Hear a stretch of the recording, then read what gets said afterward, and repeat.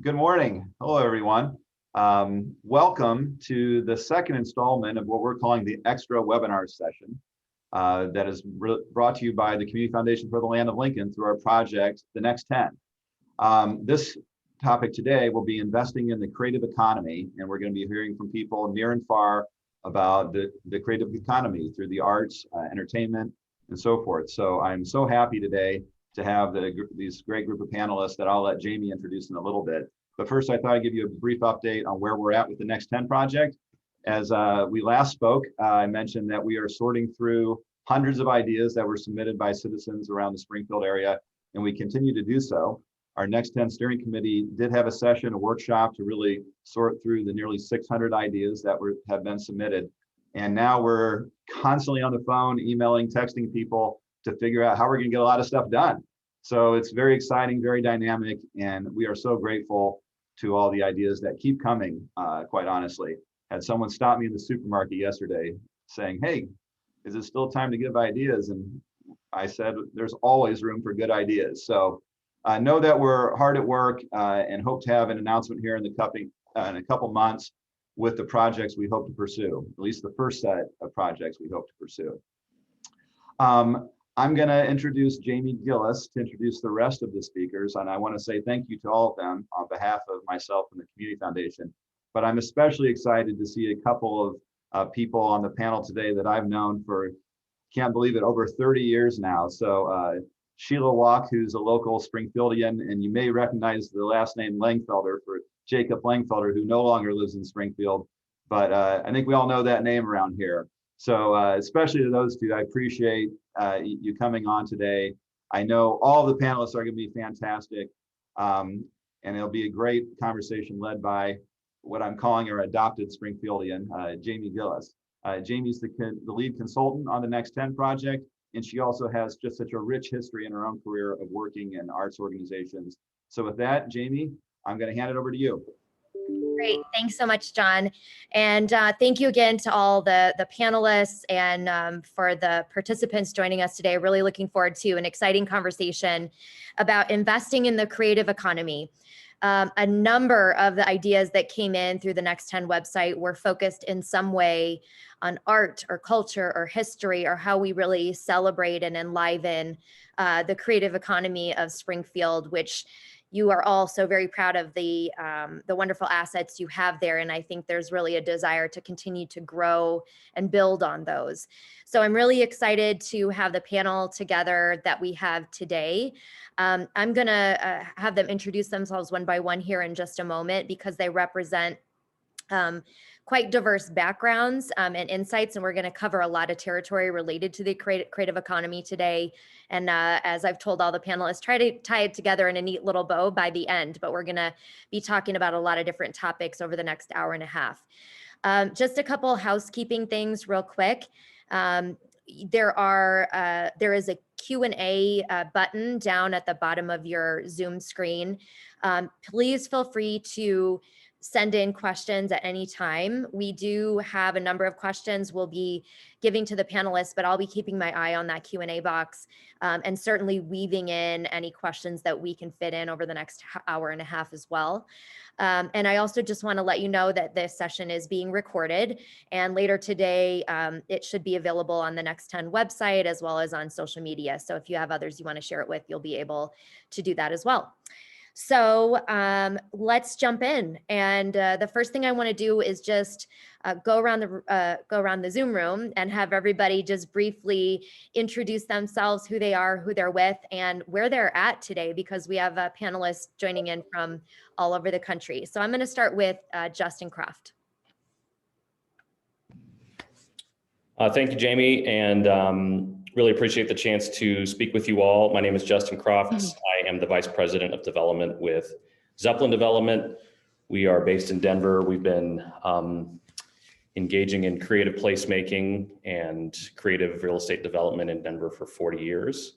We've been primarily working in what have historically been overlooked urban core neighborhoods, starting back in the 80s, including Lower Downtown and the River North Art District, which I'm sure we'll be talking a little bit more about later today. I have a background in urban planning. I'm also I have been an on again, off again, semi-professional musician for most of my life. And so I really have been tied into the creative communities in Denver for a long time. And I also chaired the River North Business Improvement District and actually chaired the steering committee to form it. So placemaking is really in my blood. It's very much the ethos of the company that I work for. And so I'm excited to talk with you all today. Great. Thanks, Justin. Mike. Great. Thanks, Jamie. And John, thank you for hosting this. I'm Mike Devine. I'm with Gallagher and Associates. We are a museum planning and design firm. I'm president of Gallagher Museum Services, which is the strategy and business planning arm of the firm. We're headquartered out of DC, have offices in New York and Portland, Oregon, and then satellite places all around the country. I'm actually based out of Cleveland, Ohio, and happy to join everybody and look forward to the conversation today. So thank you. Thanks, Mike. Wendy, and I'll let you introduce Anna as well. Wonderful. Hi, good morning, everyone. I'm Wendy Holmes with ArtSpace, and ArtSpace is based in Minneapolis. So I'm in my bedroom in my condo near downtown Minneapolis and clashing with my bedspread, but pardon that. ArtSpace is a nonprofit. We're based all across we're based in Minneapolis, but we work all across the country. Our mission is to create, foster, and preserve long-term affordable space for artists and arts organizations, and we own 54 projects and communities of artists across the country, including 2 of the cities represented on this call, New York City and Denver. And then I'm going to turn it over to Anna to introduce herself. Hi, my name is Anna, and I work with Wendy at ArtSpace, and my focus at ArtSpace is really programming around training and capacity building for arts nonprofits and creative businesses. Great. Thanks so much, Wendy and Anna. Jacob, I'll turn it over to you. Hi, my name is Jacob Langfelder. I am born and raised Springfield, Illinois. I'm coming to you from New York City, where I've lived for about 20 years now. Recently, a few years ago, I started splitting my time between Napa. I'm a producer of Broadway concerts, live events, festivals, in both the nonprofit and commercial arenas, varying anything from culinary arts to dance and music. Great. Thanks, Jacob. And last but certainly not least, Sheila. Good morning, everyone. My name is Sheila. I was raised on a family farm in East Central Illinois. Then I came to Springfield and taught at a wonderful school, Ursuline Academy, on the north end of Springfield for 30 years, speech and theater, literature and composition. And now I'm the executive director of the Springfield Area Arts Council. I'm sitting in my office at the Hoagland Center for the Arts downtown. And the logo that you see beside me is a national poetry recitation contest. The Springfield Area Arts Council manages the Central Illinois Regional, which is happening this week virtually, and the Illinois State Contest, with the state champion moving on to a virtual contest typically held in Washington, D.C. later in the spring. It's called Poetry Out Loud. Thank you. I'm happy to be here. Thanks so much, Sheila, and everybody for your introductions. And we're going to dive right in. And I'm going to go back to Sheila for our first question so we can start local and then sort of expand out from there. So Sheila, my first question for you is, could you talk a little bit about the state of the local arts economy, the local arts scene in Springfield, maybe touch on some post-COVID realities that the arts world is facing, and also just kind of high level opportunities you see immediately to strengthen Springfield's creative economy? Yes, thank you, Jamie. I'm going to start with a quote from Randy Cohen. He is a researcher at the national level in the arts and culture field. And he says, no, I'm going to do this differently. I'm going to start with a quote from a New York Times article in January of this year, just last month, that sets sort of a national sense of how the pandemic has impacted performers and artists. So from the New York Times, January, professional creative artists are facing unemployment rates well above the national average. More than 52% of actors, 55% of dancers were out of work in the third quarter of 2020 at a time when the national unemployment rate was 8.5%. Several hundred independent music venues have closed. Art galleries and dance companies have shuttered. Painters and performers weep over canceled shows and tours, salivate over more generous government support in Europe or Asia, and ask themselves if 2021 is the year to abandon their careers. So that's the pessimistic side of this, and it is true. The pandemic has impacted this sector greatly. An Americans for the Arts survey found that 95% of creative workers reported a loss of income due to the pandemic at a national level.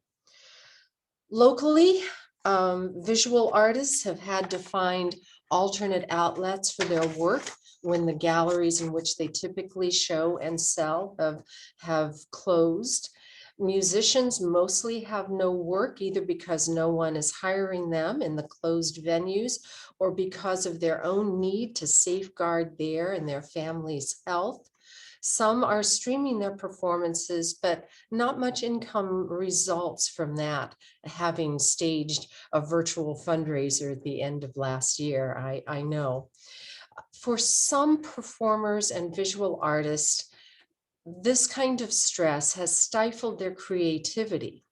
For others, though, it has increased their productivity, partly because they have perhaps increased available time.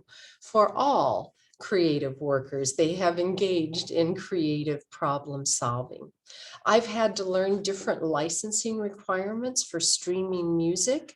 I fear that some venues that we typically produce concert series in will not reopen, or that it won't yet be safe for our summer series. 2 of our annual fundraisers were COVID canceled.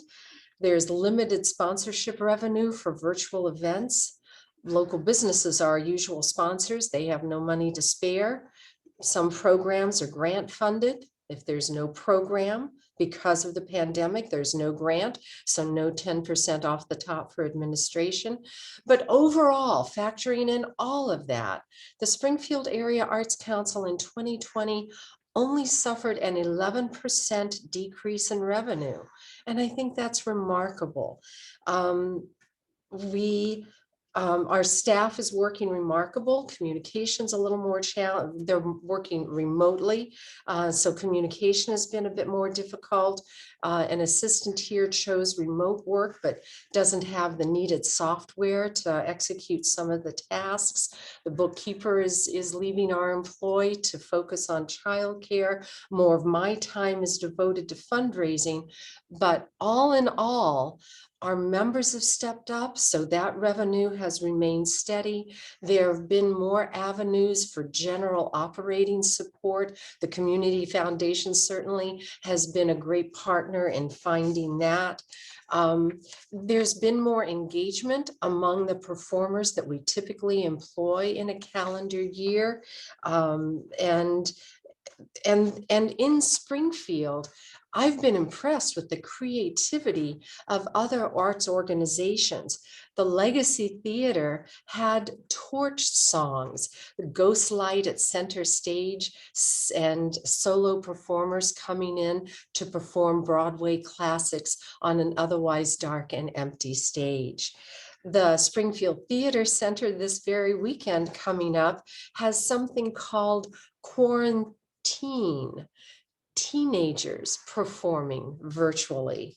The Hoagland Center had a virtual gala and has been hard at work on some of the infrastructure improvements of the building. The Springfield Art Association for Valentine's Day put forward blind date with a book. They would give you only the first few lines of a book, and then you would come and pick up chocolates from a local maker and the book, and then curl up and read for Valentine's weekend. Barbershop choruses have been having virtual rehearsals and producing YouTube videos. The Garvey Tubman Center has placed artist-designed Black History billboards in neighborhoods on the east side of Springfield. The Illinois Symphony Orchestra, Sundays at 6 recital series virtually. The ballet company, since they couldn't perform the Nutcracker as is traditional in December, produced a wonderful documentary called Through Clara's Eyes, talking with and seeing the performances of past Claras in their production. For the Arts Council itself, we had a virtual First Night Springfield, now engaged in virtual poetry out loud. We started a new series called Creators of Art, Music, and Poetry, featuring our local talent. So all of that, I think, is quite optimistic. Now I'll close with this quote from Randy Cohen and give someone else the floor. Again, he's a researcher at the national level of arts and culture initiatives. When we get to the other side of the pandemic, I believe the arts will be among our greatest assets in helping the nation to recover. The arts are kindling for the economy, small investments that deliver big returns. The arts also provide shared and meaningful experiences in public spaces, a community connection that heals the loneliness caused by isolation and safe distancing. The arts are on the right side of what needs to be done to rebuild and heal our country. Great. Thank you so much, Sheila, for that wonderful overview of all of the good that is coming out even in this tough time. I want to ask Justin to step in here and talk a little bit about what you see as opportunities for communities like Springfield to really thrive as an artist enclave. What does it look like for the creative economy to lead, to Sheila's point? Particularly coming out of a time like the pandemic. And I think certainly your work through Zeppelin, through Rhino, you've been, coming out of the recession in 2008, for example, we really saw arts be catalytic for placemaking and community development. So talk a little bit about your experiences and what you see as real opportunities in this moment and going forward. Thanks, Jamie. So yeah, art and kind of like I mentioned earlier, creative placemaking has been kind of undergirded all of our efforts as a development company for a long time. And that's not particularly typical in real estate development, but it's given us an interesting perspective on where arts and the economy can really align.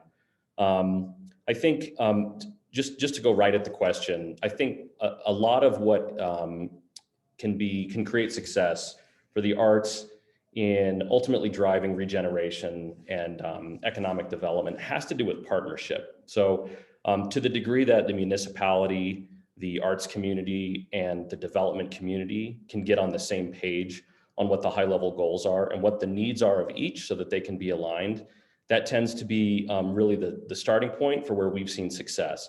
Now, certainly, we've also been able to go it alone in a lot of cases where we've created developments. We're just utilizing the existing entitlements and really creating spaces that are usually mixed use. For example, in the 1980s in Lower Downtown, which if you've never been to Denver, is kind of Denver's original warehouse district. It's a brick warehouse district.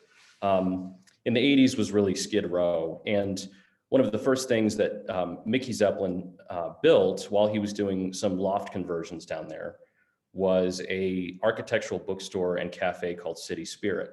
And City Spirit really became the gathering place. And so in a sense, you had a developer who had the ability to create the physical space and had the capital to create the physical space, but really cared about the arts community, invited the arts community in, and made sure that that space represented their values, created a place for kind of creative collisions. And so out of that, you had this partnership working back and forth between the arts and artists and a developer. And really that has continued over time. For example, one of our most recent buildings is a 140,000 foot creative office building that also, we have one tenant in there that takes almost 100,000 feet of that building. That's also doing some research and development in there as well. So it's got a very light industrial component. But we carved off a couple thousand square feet, and it's an artist in residence space. And so we have artists that are coming in every month to 2 months. They're living in an apartment that we built on site in a separate building, and they're just creating in that space. And so sort of this mixture of uses is really important. I think too, where we've had success both as a developer, but I'll just kind of put my other hat on, which is more taking kind of a civic view of this or a community building view, is leveraging existing assets that you know that creatives will be able to utilize and are looking for. And so some things that we had in the River North District, which is really kind of where Zeppelin's been over the last 10 years and where I've done a lot of work. It's kind of, you can think of it as the second warehouse district in Denver. It's about a mile outside of the downtown core. And its heyday was really in kind of the middle part of the 20th century. So what we had in that space was we had an interesting built environment, which an interesting built environment sparks creativity. There's a reason that creatives are drawn to those spaces. It had flexible space and that it had a lot of former commercial and former industrial. That space was inexpensive because it had been overlooked for a long time and wasn't at that point an economic center. And so there was the ability to kind of create and form that critical mass of creatives who were drawn to that space. And I think looking at Springfield and how can it leverage its existing assets, it has a lot of the same things. I mean, the ability to take commercial space that's maybe not being fully utilized right now, make that attractive for artists, the proximity to expensive urban centers where there's already kind of a dense cultural community in St. Louis and Chicago. And then the other thing is that there's a particular advantage right now in taking advantage of the trend towards decentralization. And that has a lot to do with COVID, but that trend had already begun. Quality of life, I think, is viewed as key. And cities with their incredible sort of explosion of life and culture and economy over the last 20 years have really started to leave a lot of people behind. So what artists are looking for is they still want that critical mass of community, but they want to be able to buy a house and have a yard and have pets and not necessarily be constrained to having to get the smallest apartment in Chicago because that's all they can afford on an artist's income. There are a couple of good examples I just want to throw out, and I'll close with this. One is the town of Trinidad in Colorado, and Jamie, I know you've done some work in Trinidad, but Trinidad is a small and has historically been kind of a down and out former coal mining town. One of its greatest assets has been its downtown environment, which is all of these really beautiful brick buildings. There, over the last 5 years, has been a slow and growing exodus of artists who are looking for less expensive space. They're moving from Denver and other areas of Colorado towards Trinidad because the built environment in being built in this kind of around a commercial core, it lays the foundation for a community. And the fact that space is not as expensive means that they can afford to live kind of in that communal environment. I'll talk a little bit later about the ways that as a starting point can really become something to build on economically. But I think this example of Trinidad really provides a little bit of a roadmap. There are some differences, but showing how creatives want to live in smaller towns where they can both be together and afford space. Thanks, Justin. And I just want to ask, we had a question come in while you were talking specifically about the economics of the project you were talking about where you have the artist in residence. And so the question is about how is the artist space free? How is the artist funded? Is there a stipend? Do they live for free? Can you just give a quick overview of how that program has worked for you guys? Yeah, absolutely. And I think this is one of the opportunities that as a long-term hold developer, we're able to identify because we're sort of looking at the economic performance of these buildings in the long term. And when you have a building that's 140,000 square feet, 1,500 square feet of artist in residence space, you can write that into your pro forma as free space, and the building, the model still performs really well. So yes, that space is free. It's also some of the premium space in the building. It's on the ground floor at the facade. It faces the South Platte River, which is the major river in Denver. And it's just a really kind of inviting space for creatives. Similarly, we built an apartment building next door to it. And that apartment building is large enough that we, again, wrote in one of the units as not needing to generate income, but really being set aside specifically for creatives.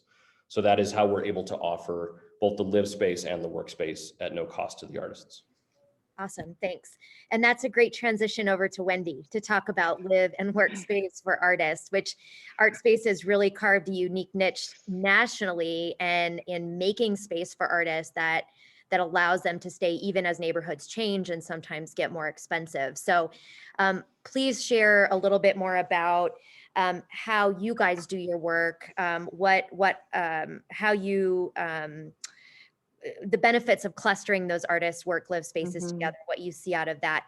And then maybe, Wendy, if you could also just touch on one of the questions that's come in from our viewers is about experience dealing with historic preservation laws. And I know you guys have worked in places where, you've taken old buildings and perhaps there's a historic preservation issues around that. So if you could just touch on that too while you talk, that'd be great. Absolutely. I forgot to say that I grew up in Central Illinois. So for those of you who are tuning in, I'm a hometown person and I grew up near Peoria, Illinois. So on a farm. Sheila, we can talk sometime. I love coming after Justin because ArtSpace and Zeppelin have a very symbiotic relationship and an approach.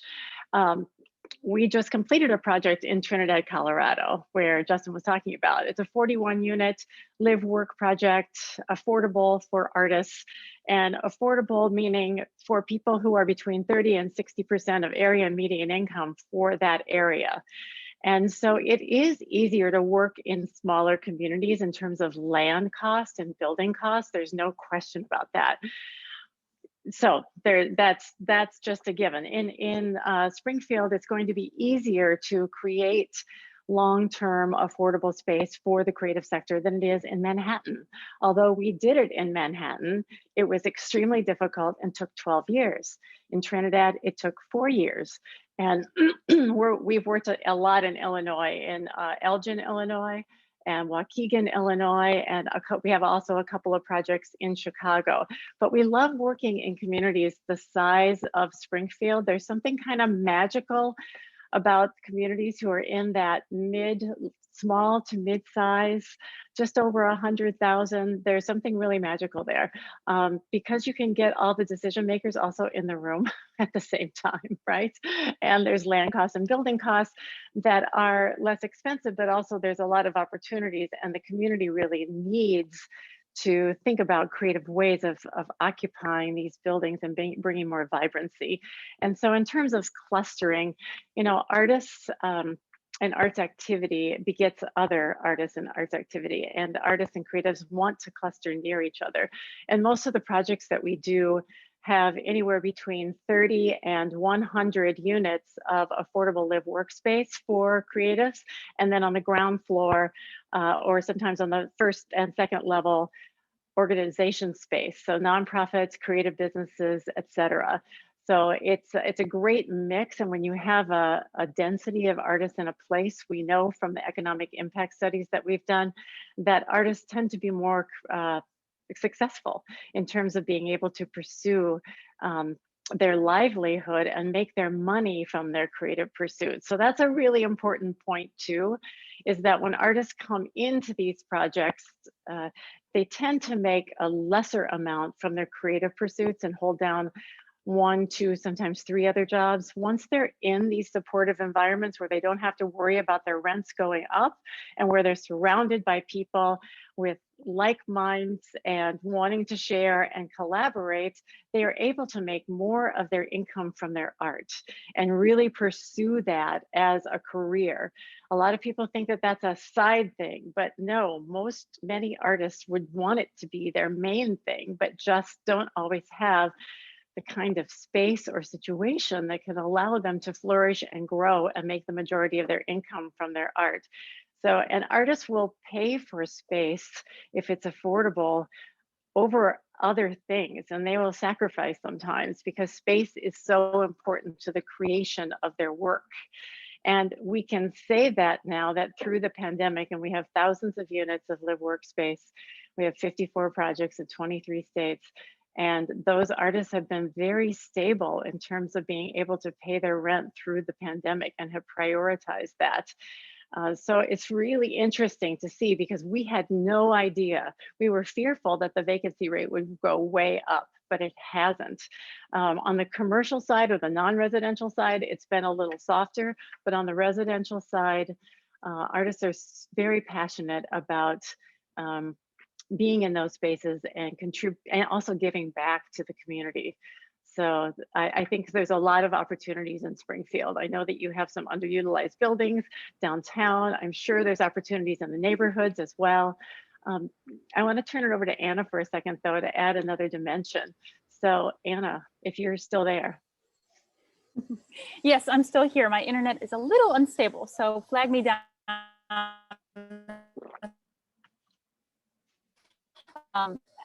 Just as I work from more the side of the nonprofit organizations or the businesses that are occupying these spaces, I can underline Wendy's comment about how important the space is and how we're getting more creative and across the country getting more creative about use of space.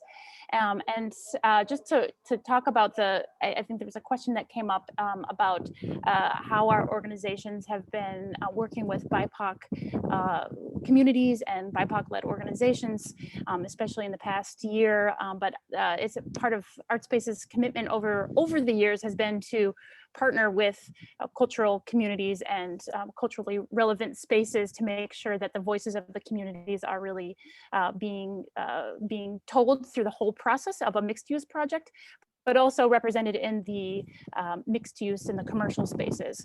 So the work that I do on the technical assistance side and training really focuses on working with organizations that are led by and are serving communities that are usually underrepresented, and figuring out ways to find more access to these resources, even finding out what is available, finding access to brokers or finding access to funding to get these spaces together. Sometimes it is just as simple as a connection to a banker or introduction to a broker. Other times it is kind of taking a broader look at what is the fabric of the community and how do we make sure that the spaces that are being built truly are welcoming to everyone, and also have a very specific impetus and are leading with the idea that these are going to be culturally diverse spaces and not just an afterthought. Thanks, Anna. And Wendy, we did have a specific question come in about how ArtSpace provides or how ArtSpace funds these projects, basically. So can you talk briefly about sort of the complicated capital stack that goes into these projects, and then what management looks like from your perspective? Sure.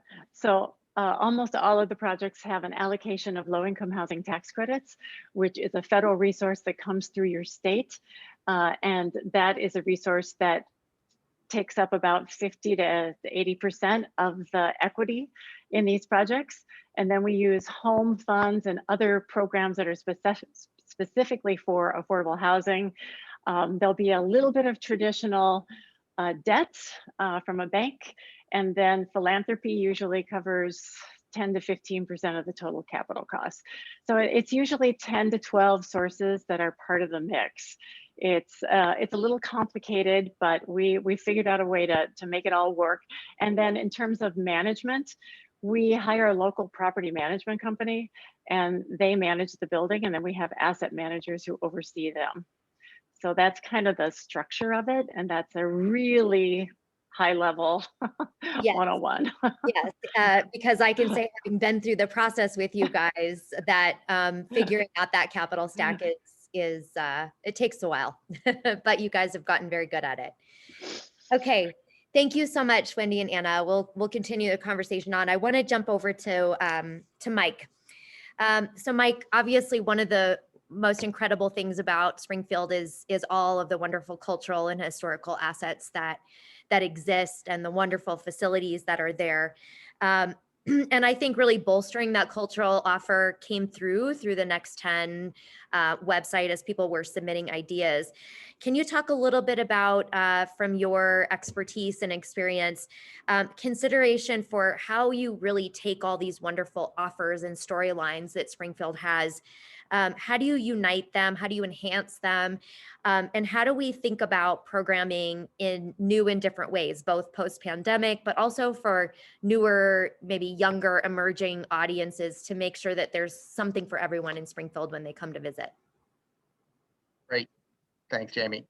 And I probably want to start with piggybacking off of a couple words that Justin was using here, critical mass and gathering place.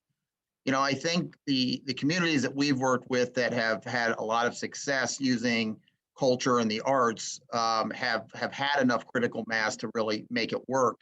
And I think that, Springfield, has the bones of exactly that and the framework for all that. But I also want to, as we think about culture, and we're obviously a museum-based company, but, the museum is kind of the education and learning portion of a culture. We definitely think that there is story-based entertainment that comes through in live events and some of the virtual reality things that we're doing. And then a lot of what we'll call themed food and beverage, themed retail, even creative space-making places for shopping. We really think of all of that as culture and all of that coming together.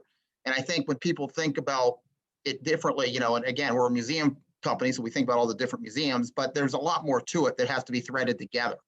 And I think that's, one of the things that I think has come out of COVID is the use of the digital platform, the use of technology has really been enhanced, mainly because it had to be for a lot of the museum partners we work with. But what it has allowed then is for what we hope to have is much more of breadcrumbs in the community, walking tours, but they're all digitally connected, so there's all a significant number of our partners are creating, either customized apps or even some national type of apps that are all coming together.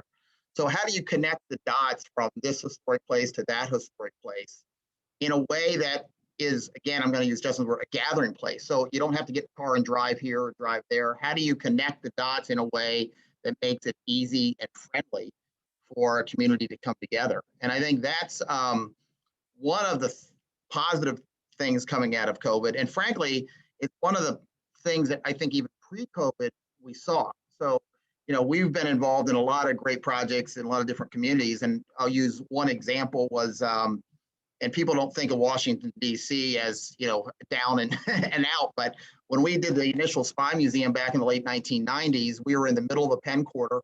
The Penn Quarter was, frankly, a very scary area at the time. It was guns and drugs, and it was really bad. The Spy Museum was that with the Verizon Center were the two main assets that the city used to redevelop that area. And we were part of the planning team that worked with a couple of local developers that they developed the story of themed restaurants, the story of live entertainment, the story of different things outside of the Spy Museum, outside of the restaurant or the Verizon Center that really came together. And I think, thinking about that and thinking about each of your assets as a storytelling opportunity, again, how we think about culture is different, but I mean, it could be different, but I think everything could be a cultural asset along the way.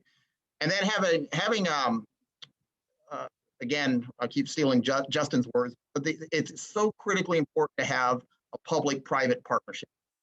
Again, I'm going to use DC. We did the initial tax increment financing deal ever in the District of Columbia for the Spy Museum.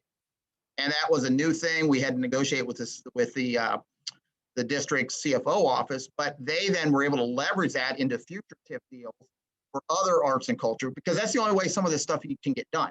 The reality of it is, a lot of the things we're talking about need capital infusion. The government's going to benefit from in the long haul. So that's an investment that they have to be willing to make. And I think the communities we've worked with that are willing to make that public-private investment. And then the private developers have to be able to step up and take some of that risk too, looking, long haul on what can happen. So, I think, again, using COVID as the reason, I'm going back to, how do you connect all these? I think, you connect them through the right public partnership at a bid or something else level. And then from use of technology and other assets, continue to make sure these breadcrumbs are spread throughout this entire kind of walkable space. Thank you, Mike. We've had a specific question come in, I think, sort of about what you do, what your organization does, and what your role is. The question that's come in is, obviously Springfield, in addition to being home to Lincoln, was the launching point for President Obama's presidential campaign. And so the question is, if the community were interested in developing some sort of experience memorializing Obama and his formative years in office, is that the type of thing where you come into a community and you can help develop that and identify how it turns into something? Is that the sort of work you do? We do. And we do a couple of different things, but probably on something like that, we develop, I'll call it a mini master plan, or it can be a broader master plan. But a lot of times we work with communities, like Jamie, using you as an example, we work with you and you'd be developing multi-block area or even larger of a community. And we'd come in and help in a little bit more narrow focus of that development. And let's just, so we would help put a master plan together around that smaller piece, but working with the community on their larger picture. So making sure that our goals and objectives are matched in some cases. And then while we may focus on a specific area, we make sure that, again, we use breadcrumbs all the time. There are breadcrumbs around that development that are linking. And then our firm, in the development of a master plan, we try to think left brain and right brain along the way. So what is this guest experience going to be? It's kind of the right brain side. And then my team, we really look on what does that business model look like? What's the capital structure? What's the operating model? How is it long-term financially sustainable? And so we kind of bring those two together by the end of our master planning process. Excellent. Thank you. I want to move on to Jacob, sort of bookending this first round of questions with local perspective, and also your journey since leaving Springfield and the work that you've done. Several people have touched on the importance of performance and activation as a key driver of the creative economy, multicultural, all ages, new experiences.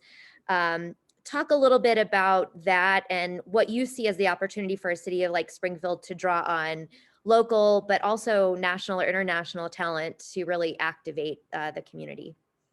Thanks. Yeah, I think there's a ton of opportunity in Springfield, particularly with venues. And I appreciate the sort of question because I started as a performer and then obviously waited tables and worked for Tom Colicchio and some really well-known chefs, but that was like at the start of the sort of culinary movement or the culinary arts that are so celebrated now. And kind of by being that singing waiter, I found myself managing a venue that was a supper club for Broadway performers. And at the time I didn't feel like, I thought I would lose my creativity by managing a restaurant. But I thought I'd try this restaurant out, which had Broadway performers every night. And I thought, oh, well, I know a lot of the performers, and they were having trouble filling the calendar. 7 nights a week is a lot to activate. And when they realized that I knew a lot of the performers, they started leaning on me to program. And that's when I really found sort of where I live now. I got that same flutter that I got being on stage, putting people on stage who have fought so hard to be on stage in New York and that sort of thing. So I started producing in different pockets in Manhattan that needed a bit more activation. A hotel property hired me on 42nd Street. They had a dead nightclub, but it was on 42nd Street. So before it turned into a nightclub at 11, we had an off-Broadway show running there. And then like looking at the hotel and knowing like Lady Gaga's coming to town and doing doing her 8 nights at Roseland before it closed, but she had this museum exhibit. And can you bring that into the hotel? And we partnered with her and being really strategic about site activations, and by activating that hotel space with a lot of her museum pieces, she obviously shows up. And all of that started very small. And I think you could really activate Springfield in a similar way. It's, yes, you love to see these headlining acts show up into town, but like, how do you foster that? You have the Dana Thomas House, which you have so much history there. Lincoln's Home, obviously, Route 66, and finding those routed, they call them routed veils with agents. You have St. Louis 90 minutes away, you have Chicago and everything going on there. And I imagine that with COVID, those radius clauses will kind of ease up, or there'll be a bit more room for negotiation, and on a performer's night off, while Hamilton's sitting down in St. Louis or Chicago, can you call them up and have them pop down on their dark night on Monday and do a concert in front of the Capitol, things like that.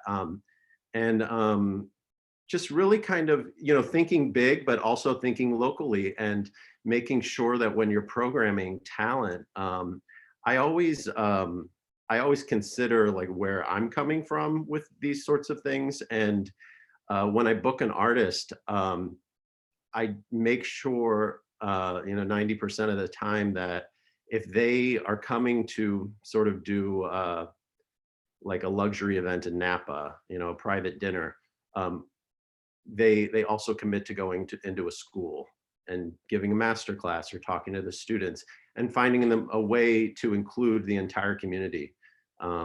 We had Campai Segundo in Napa, and that was like, it's part of Buena Vista Social Club was the sort of core of the group. And it was a very expensive, we got a lot of, philanthropic, donations toward that. But then they went to the Boys and Girls Club the next day and did a free concert for about 600 kids that would never have experienced. And the kids were on stage. And I mean, it's just like finding those ways to weave and create the community opportunity, so whether or not you have the large donors or those who are a little more in need of that, those sort of free concert experiences, kind of creating those. Jacob, we've had a specific question come in for you, just adding on to what you've been talking about with sort of being in the travel patterns of artists. So the question is, if we are within the travel patterns of artists, what are we lacking, or what concrete steps do we need to take to attract those traveling artists to Springfield? I may be predating even myself, or dating myself and predating myself. I kind of think I have a lot of brothers and sisters, and I remember some of the older ones going to see like the Van Halens and Kiss and these concerts at the Armory that Len Trumper, who was a local promoter, would produce. And he was, sort of like the Billy Graham Presents of the local area. And I think coming out of the COVID situation, I really feel for what Sheila was saying earlier, because when Broadway closed and California shut down, all of my work halted since March. And not only am I an employee, I am an employer of a lot of these artists. And I think of in Napa Valley, which I think Springfield could look to a bit. It's about 100,000 people. They have this huge wine market, huge tourism for that. The downtown dies. They couldn't sustain a city winery. They couldn't sustain. Blue Notes was really struggling before the pandemic.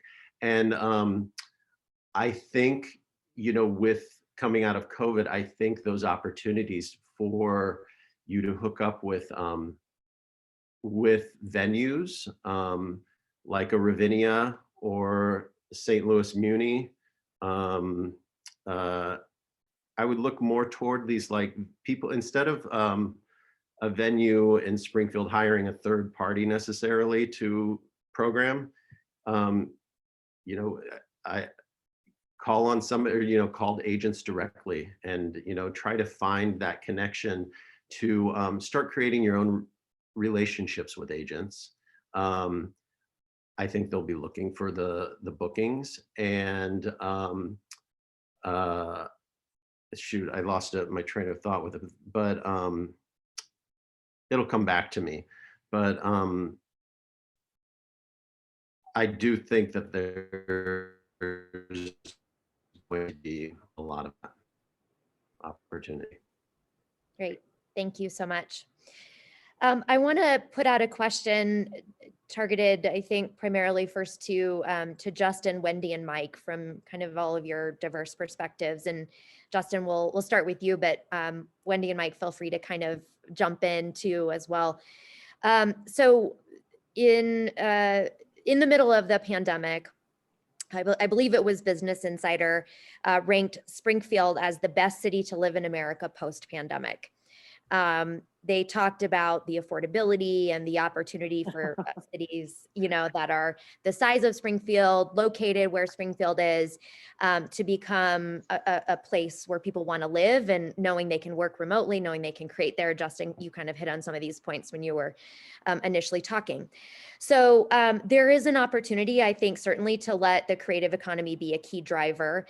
But I think there's also a question about how can that creative economy also bolster other economies. So can maybe, you know, starting with Justin, you talk a little bit about how artists have transformed other cities, and how and the lure of development and investment that can result when artists take the lead. Yeah, of course. I think it's a great question. And, you know, I'll start by saying I think creatives are just more sensitive to what everyone wants. They often signify kind of where societal values are headed. And they're the vanguard oftentimes. And you are seeing creatives choosing neighborhoods that ring the urban core now, as opposed to wanting to be directly in the urban core in larger cities, and in towns that are more small and mid-sized, kind of like Wendy talked about earlier. There's something really special there. So, you know, the path for kind of how attracting creatives turns into a robust economy, or how that can influence economic development, you know, I think is a bit of a head scratcher for a lot of folks. We have had the benefit of seeing it kind of in real time over the last 15 years in River North. And really the progression has kind of been like this. Started with the existing assets, and artists identified those, to be honest, really on their own. They identified those as those warehouses, those commercial spaces, this kind of overlooked neighborhood as a place that they wanted to be. And Mike kind of touched on this, but what you really start to see, or what we saw in the progression from there, was as the sort of like traditional creatives inhabited those spaces, the very next step was that you started to see artisans start to kind of come in behind them. So, you know, there's a very specific coffee shop that opened up called Crema that anybody in Denver knows. That was like the place where then all of the artists were there every morning. They all got their coffee there. They all got to know each other. But you know, I mean, that was a business, and that business was ultimately successful because there was this little critical mass of artists who were already living there that were supporting them. And then sort of after, you know, a handful of those artisans came in, alongside that, there were a couple of developers, we being one of them, that were actively sort of working in other pockets of the neighborhood to create intentional space that was creative. And so then what you started to see is really kind of the office crowd, the business crowd was the next for us. And that might seem a little bit out of sequence from the traditional sort of progression for how this works, but it's because it was a lot of more new economy firms, and they recognized that the quality of life that they wanted to be able to utilize to offer to the best possible talent as employees was this space where you had creatives and artisans kind of already existing, and an interesting built environment. And so then, quickly behind that followed residential. So then apartment developers started to come in to provide space because people don't want to travel anymore to work to the degree that they don't have to. And so then you started to get this really nice ecosystem between the artists who are still actively working, the office, and then retail started to come up because you started to see a critical mass of people living and working in the neighborhood. So this ecosystem kind of developed. And then on a parallel track to that, and not to minimize the role of both the city and the kind of community representation through the River North Art District. The Art District did things like create connections between all of these different groups. So developers would go to the Art District and say, I want a mural in my lobby. The Art District would bring in, a couple of artists, the developers would interview them, and all of a sudden you've got dollars flowing kind of laterally as well between these different groups that help sustain the arts as the neighborhood continues to sort of build around what they originally created. A key part of this too was the fact that the city in 2010 had changed the zoning really citywide and put the most flexible zoning in this part of the city. So all of these parcels, for the most part, were zoned either industrial or commercial mixed use, which in Denver, when you scratch below the surface of what that means, it basically means you can build anything. And so from the developer's standpoint, it's very attractive because you can come in and figure out what is going to be the best sort of, you can mix uses, you can not mix uses. It just provides a lot of flexibility for everyone to kind of create the environment that makes the most sense for them. The next iteration for us, of course, is issues of things getting too expensive for the artists. And this is something that, Wendy works on every day. And so I think there's another step, and there's of course going to be further steps after that we have to try to figure out how to make sure that the creative economy remains vibrant in the place that it built. But I talked about partnerships a little bit earlier, and I think that's where people have to be talking to each other. You need to have the head of economic development talking to the head of the neighborhood association, talking to a couple of key developers, bringing in the artists, bringing in a couple of small retailers. What do you need as far as, do you need better sidewalks? Do you need a bike lane? Can we bring TIF in here? Is that going to help a developer be able to mitigate just enough risk to really recognize the opportunity? So that's the progression we saw in Denver. I think it's replicable in a lot of parts of the country, and Springfield is no exception to that. Yeah, Wendy, Mike.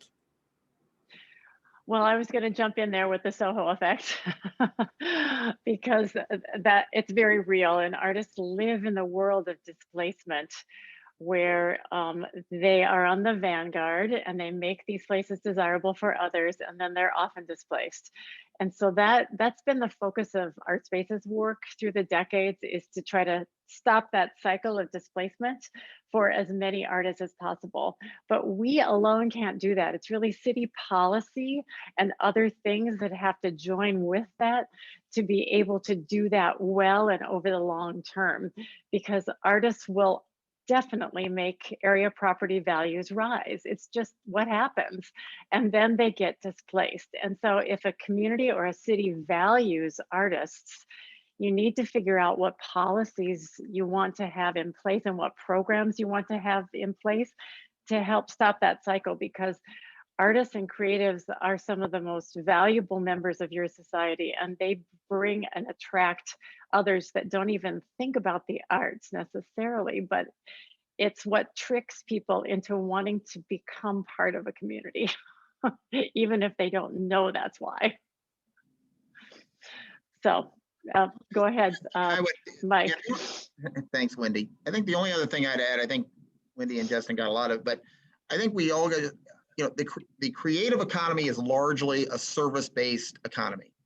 And I think if we start with that, we then have to understand each jurisdiction's tax base. How do they generate tax off of a service-based economy? Because then that can be leveraged into, again, public-private partnerships. How ultimately does the city get repaid for that has to be part of this whole thing. So I agree with, the progression on, it starts with the artists and then artisans come in and then cultural, but a lot of that has to be making sure that the tax base of the jurisdictions match up with that or could be tweaked for that. because then I do think things then follow along with that. You know, the construction side for offices or renovation, residential, or whatever, that becomes more of this manufacturing economy after the fact. So I think thinking about that on the front end and just recognizing that the creative economy is a different kind of economy than we've seen has to just be notified on the front end is probably the only other thing I'd add to the conversation. Thanks, Mike. I'm going to throw out a couple more questions for you three, and there I'm going to weave together a couple questions that have come in. First, I think a specific question about what has been or what should be the role of a city planner in developing a successful arts and culture district. You've all sort of talked about planning and policy. So what is the role of planning in that? And from a city's perspective, you know, what are all those things from, you know, zoning and whatever that you need to think about? And I'll just weave, not directly related, but sort of along the same lines, a question specifically to Springfield. Obviously, we've talked about the Soho effect and how gentrification can push artists out. In the moment, Springfield has so much affordable housing that it's actually fairly affordable for artists to be there. They may not necessarily need significant subsidized housing, but what are other programs or projects or initiatives that can happen to fund and bolster the artist community to allow them to do and expand their work? And so I'll put those two kind of things from planning to actual, what are other things outside building space actually in Springfield at the moment that can start to really catalyze a creative economy in Springfield? I love the one about planning because some smart cities across the United States have paired planners with artists. And this started in St. Paul, Minnesota, but it's been replicated in many cities across the United States. And it's not to think about public art, it's to think about everything. It's to think about streetscape and density and comp plans and just get in there and contribute their creative minds into the process. So that's one idea. Another organization that I would point to for some great examples is Tacoma Spaceworks. So Tacoma, which is near Seattle, you know, it's the more industrial city. It's sort of the city that says, hey, I'm here too, but doesn't get as much attention as Seattle. And they have this great program called Tacoma Spaceworks, and it came out of the city. And they're pairing artists and businesses with vacant spaces and then providing them technical assistance to be successful in launching their business operation over the first 3 years and providing free space through negotiations with landlords that own the buildings. So that's a very creative way of focusing on underutilized spaces. And I think your downtown has been really, Springfield's downtown has really been impacted by the state workers leaving. Is that right? And so I think that's something that's really on your mind. And I think looking at that program would be interesting for you all. I'll add a couple things there. I think when planners, generally speaking, when planners listen to the community, there's a better outcome. I think that's pretty widely understood. But some of the ways that we've seen that be successful is as a community starts to self-mobilize a little bit and come up with some planning ideas, I think planners need to really key into that because those are the boots on the ground. So, you know, for Springfield, if there becomes a nexus of artists, to Wendy's point, really connecting those folks directly to the planners and saying, what do you need to thrive in this space? And oftentimes that does look like, well, you know, we need to be able to get ourselves here more easily. We need other transportation options. We need, you know, here's some ideas for landscaping. I think just really connecting the community, and especially if the community starts to kind of identify leaders within itself to speak on behalf of the arts community. I think flexibility, I mentioned it earlier, is just critical. Their policy can be such a restriction to the flourishing of creatives.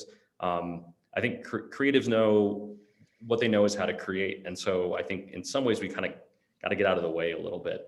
And so that's I think always a key lesson for planners is, you know, Jane Jacobs was the one who really broke down the idea and said planning is not like architecture. This is not a top-down design exercise. This is recognizing that cities are totally organic, and you need to understand that they ebb and flow and change, and it's a collective decision-making process. And so it's more about being quiet and paying attention to what's happening, and then finding ways to augment that sort of creative growth. And James, what the second question you said was that there's enough affordable housing. What were they looking for? I'm sorry, can you repeat the second question? Yeah, just the comment that at the moment, anyway, Springfield has quite affordable housing. So different than maybe a New York or even a Denver, where, you know, subsidizing artist housing to keep them there is important. So, but the bigger question is what are programs or initiatives or policy moves or whatever? What are other things that can be done to really help grow an artist's work or the creative economy? Yeah, well, and the other thing I guess I'd throw in, you know, in some of the mature cities we work with, and we're doing something in San Diego right now, so I know the size is very different, but you know, mature downtown, successful downtown, but part of their development now are mandating X amount of square feet for cultural and arts, but it's a very on purpose, a very broad-based, flexible use of that, and so you know.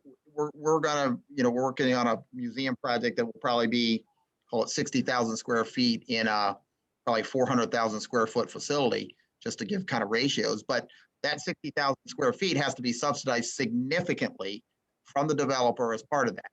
And so I don't know if that answers it. You know, obviously it's not that size and scope that you need there, but there could be things like that from a policy standpoint that after over time, if a new development is taking place, you know, X number of square feet can be used for some of these artists in different ways. And I think that's something that, and I frankly, in some of the ones we've worked with in the past, they've done a lot of that as well. And this is, we keep saying the same thing, I think, public-private partnership. There has to be a lot of discussion around this, making sure it fits within the overall program of the district or the area, but then making sure that that happens so that you truly do weave in the arts with the other opportunities from a development standpoint. Great, thank you so much. Amy, can I throw in a little Yeah, bit? go ahead. I think Denver has and you might have talked about this previously, but the 1% for arts. So some really kind of more tactical tools as public funding is expended, setting aside a percentage of that is just going to go directly towards the arts to create kind of an ongoing funding stream or revenue stream there. Another one is if there's an appetite to relook at zoning, requiring that there be some mixture of uses. And what that tends to do is lock in commercial space that initially and hopefully for some time is really affordable for artists. And so I think those are two very specific ways that Denver has been successful in encouraging creativity. Yeah, and I'll just piggyback on that. You know, I know St. Louis and Cleveland, Ohio, both have similar annual funding for cultural institutions and make sure that they have that as part of their tax base again. And so those are things that from a policy standpoint that could be added. I just want to jump in and add from, you know, in addition to the, you know, the top down, the policy level and getting artists involved, I think it kind of from that bottom up again, supporting the artists and arts organizations so that they're making the most healthy and sustainable choices about their own space, if that's it, or organization.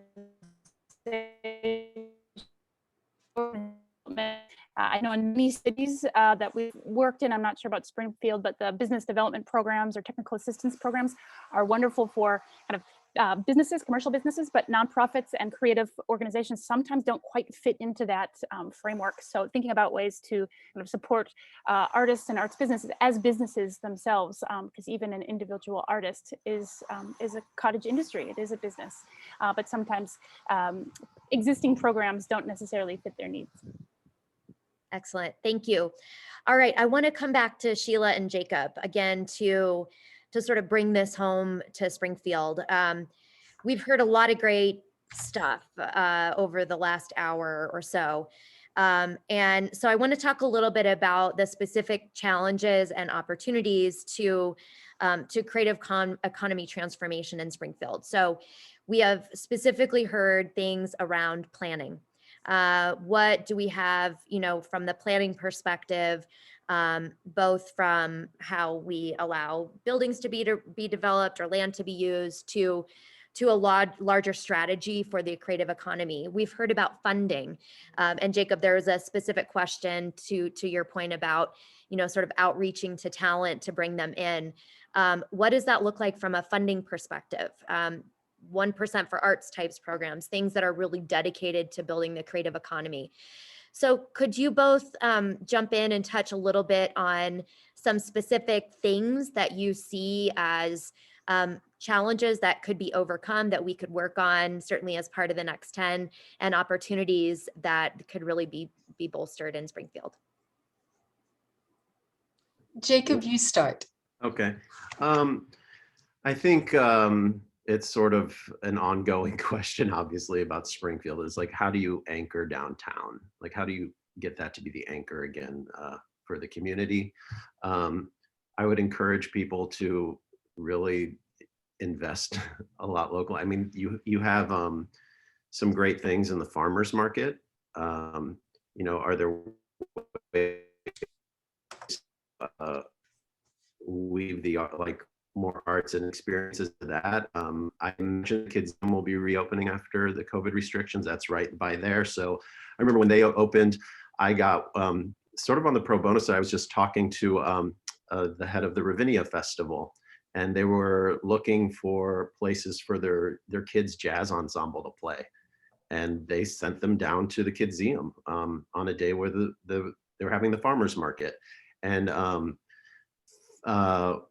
exploring the Enos Park area, which I think is offering incentives for artists or anybody to move in. It's a great neighborhood. And then you creep up there and you have how I know Sheila, my high school, my old alma mater and junior college that I went to is just sitting vacant, and it is an amazing property.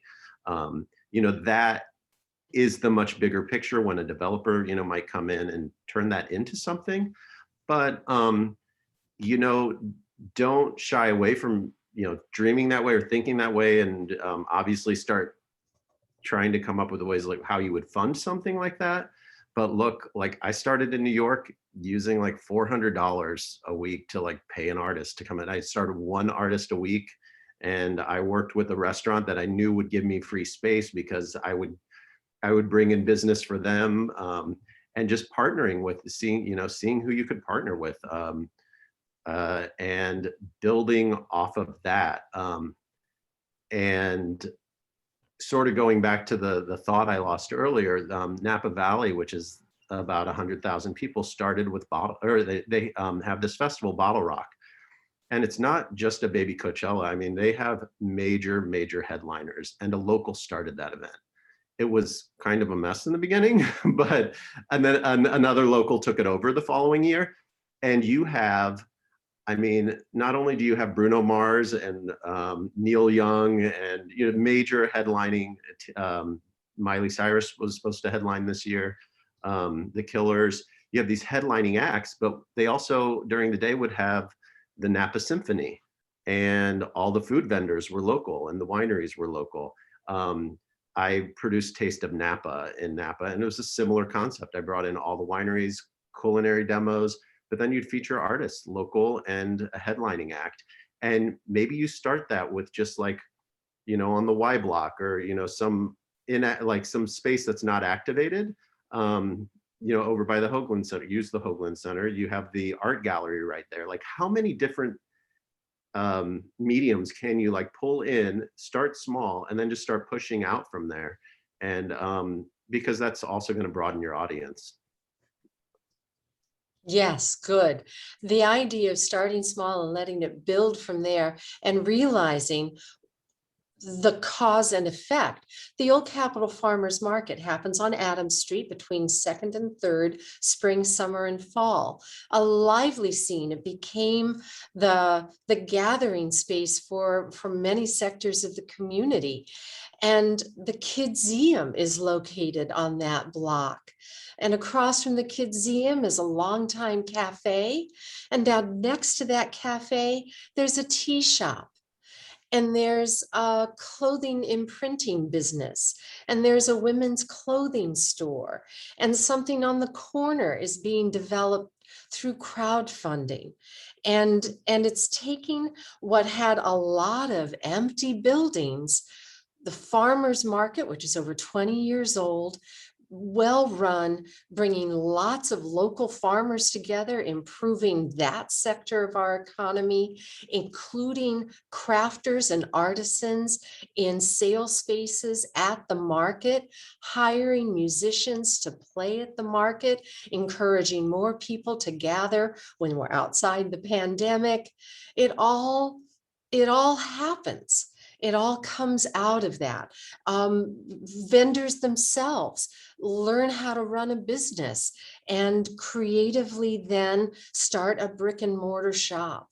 So it is happening, and it's with city investment. It is with public and private partnerships, and it has worked. In downtown Springfield, we have some wonderful sculptures, and there's an app on poles around downtown, the Aware app. Smartphones key into that as place finding, and that could be a tool used to guide people to the art alley and the public art and sculptures. We do have galleries downtown. Store windows themselves are artistic and can be highlighted. The city has invested money in some streetscaping, and now that outdoor dining became something we invested in the spring and summer, there's a further move toward pocket parks, and that slows traffic. And when traffic slows, people stop and shop. The Enos Park neighborhood that Jacob mentioned, and is one in which I live, we have a sculpture park, a community garden that has performances by poets and storytellers. We host an exhibit out of Chicago called the Terrain Biennial that encourages dozens, scores of people to drive through our neighborhood and look at those installations that are partnerships between artists and homeowners. And the Springfield Art Association has artist residencies year round. You live in the neighborhood, you do some work at the Art Association, and you leave something for that neighborhood. So these are all things that have gained traction and can be built upon to further build the creative economy of Springfield. I'm excited about it. Thank you so much. I just want to note we have about 10 minutes left, and so please keep sending in your questions. I am going to dive into a few more that have come in from our viewers as well. I want to talk, we've got a specific question around how we can fund a thriving arts and culture district or economy specifically. And I know that you all have talked about things like the 1% for arts and sort of set asides for that. So I will open it up to the group about that. And Justin, maybe you can also speak specifically to something like Rhino and kind of the creative district movement in Colorado that has really been able to drive not just Rhino, but Trinidad and multiple other districts across the state really drive their creative economies. Yeah, I think, to the degree that there's funding for creatives through the state, if that can be identified, that's certainly a great starting point. Another one that we had great success with in Rhino was forming a business improvement district. And business improvement districts, they tend to focus, they've kind of historically been used for things like, trash removal, security, those kind of things. We reimagined, working closely with Jamie, kind of what a business improvement district could be, and really ultimately used it to fund culture and not just culture, but also some of the things that allowed culture to exist. So funding some different programs that sort of benefited the broader social fabric. The business improvement district tool is great because it's quasi-governmental. It's ultimately the board represents the community itself, and it provides taxing authority. And so to the degree that the community identifies a business improvement district as a literal way to pull in some dollars and have those go directly towards the arts, that can be written into the bids sort of plan from the outset. So just a couple of ways. And then I think I brought this up earlier, but tax increment financing has had a lot to do with the success of several Denver neighborhoods in providing that incentive for developers to come in and oftentimes create the sort of first set of retail or restaurant and bar businesses, which to Mike's point, the creative economy is a service economy. And, the people who are working at those bars and restaurants, a lot of them are creatives creating in that community. So it provides kind of on the market side, a base for those creatives to be able to work and thrive there. So just a couple of the tools that we've used locally. Yeah, the only thing I'd couple more to add, I think on the tax increment financing, making it sales tax, not just property tax, is kind of a key point to that. I think Justin probably assumed that, but the other one that we've used recently in Colorado, actually, Colorado has a tourism act that we were able to get some significant funding for a project. Anything net new into your, in this case, state, but maybe there's something similar locally that could be developed where it's, starting to bring in people from out of town and using that as a leverage into financing projects and getting some capital infusion into different developments and something else to consider. There was a very specific question that has come in about 1% for arts. I'm not sure if anybody on this panel can directly answer or maybe generally share even. The question is about what is a 1% for arts program or similar arts funding, what does it generate on a per capita basis? Does anybody have any insight into that? Oh gosh. I mean, I know in Colorado, or in Denver, excuse me, the 1% for arts is solely on public funded projects. So it's 1% of any publicly subsidized infrastructure project that goes in that I think is over $1 million. Anything over $1 million, that 1% kicks in. I do know that there are other communities. I think San Francisco, if I'm not mistaken, has a 1% for arts, at least in part of the community, that is includes private development as well. That's something we had talked about in Denver Rhino at one point, in which that also goes into a pot. But Jamie, we have that in the state of Illinois for Illinois owned properties, state of Illinois owned properties. Okay. All right. Any other comments just on funding? I also want to ask generally, again, just sort of open it up to the entire panel. There was a question that came in about the role of bringing educational institutions in fostering not only art, but entrepreneurship among creatives and how to really build creative economy through education. So I just wanted to put that out there and get any thoughts or insight on that from the panelists.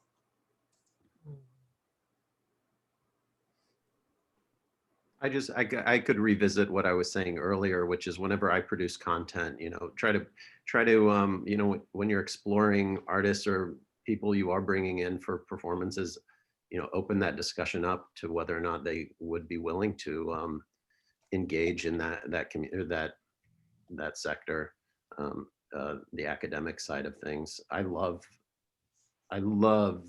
bringing that component to any sort of producing I do. And most artists are also teachers. So there is that piece too, which draws in the educational organizations. They may not lead with that, but it's pretty common. The Springfield Area Arts Council specifically will fund artists and performers visit to schools. We pay the stipend and the school determines the kind of programming that best fits and will match them up. So that is something locally. Statewide, I'm very proud that Illinois is the first state in the country that has mandated through the State Board of Education an arts indicator as a measure of school quality.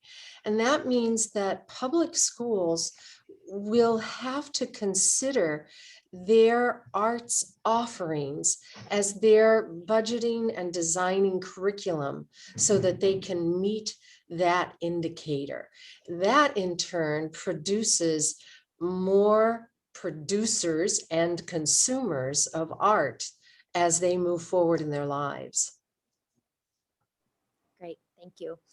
We have just a few minutes left, and to our panelists, I know we didn't get through all of the questions we had discussed, but I think in order to wrap it up and give everybody a chance to share some final comments, we'll go around the room, and I'd love for you, we've covered a lot of territory and talked about a lot of different things. Obviously, you don't all know or have been to Springfield, but I think through these conversations, you've gotten some insight into what's happening there and the opportunity. So based upon your experience and expertise, I'd just love to hear what are the next steps, 1 to 2 things you would suggest to the community as a way to kind of build on what they have and take things forward. And I'll start with Justin. Yeah, I mean, I think in a lot of ways, what needs to happen seems like it's underway. There needs to be a vision. There needs to be a collective vision. And so I think, with the next 10, really sort of fleshing out what that is and then coming up with sort of specific actions underneath that. I'll just go back to kind of where I started, which is identifying existing assets and leveraging those assets and not getting caught up in trying to come up with overly, technical solutions or trying to copy maybe what somebody else has done successfully, but looking internally.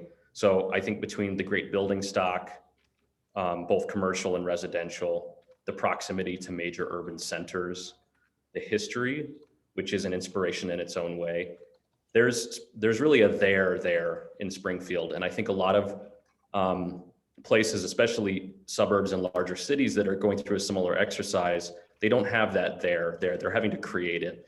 So I think really finding ways to maximize the value of what exists, which is physical space and kind of an inspirational built environment. There's probably a bit of a marketing effort that needs to take place to creatives. There's no substitute for targeted outreach and great photography on your existing building stock, and giving people the ability to imagine themselves in that space. So just a couple of thoughts. Awesome, thank you. Wendy and Anna. I think you have an amazing opportunity, building on what Justin says, to activate those vacant spaces on the ground floor of these buildings and have artists, musicians, all kinds of artists occupy those spaces and bring people in to the extent that you can do that safely, and you will be able to, and the weather's going to get warmer. And finding diverse voices is super important. It's the 21st century, and our country has been woken up in a new way. And I think Springfield has a diverse population. I looked recently at your demographics, and having those faces and people that truly represent your citizenry and the neighborhoods there will be really important to do. So that's just two little tidbits. Anna, do you have anything else to add? Well said. I'll pass the mic. Great. Mike Devine, you are up. Great, thanks. I think you have to have a sandwich. I think you have to have this top-down vision, but you have to have the ground up activation and start knocking and just start doing instead of planning. And I think, we're a planner, so I'm talking, I think you have to plan, but you have to get going, and you have to, through a vision or a master plan, start knocking out what you can to show that it can be done, it can be executed, and it really does get momentum. One developer, one asset, next developer, next asset. I think that's the one thing that these thriving communities, you got to get started, you got to plan, you got to have a vision, but you got to get started from the ground up as well. And that's so I'd encourage you, wherever, the sooner you can get started on implementation, the more momentum you're going to get and more buy-in you're going to get. Awesome. Jacob. Oh, you're on mute. First off, I think you guys have definitely taken that step with this Next 10 project. It was incredibly exciting to see. The important thing is ask people, ask the questions. I've not been incredibly active this last year, and the phone rang and John called and yourself to ask if I would participate in something like that. I love Springfield. I love Napa in New York. I have a passion for all three areas. I go to Springfield 4 times a year. I've only produced in 2 of those 3 cities. And it can be incredibly challenging to produce in Springfield. I've not yet done that. Sort of always been a dream of mine.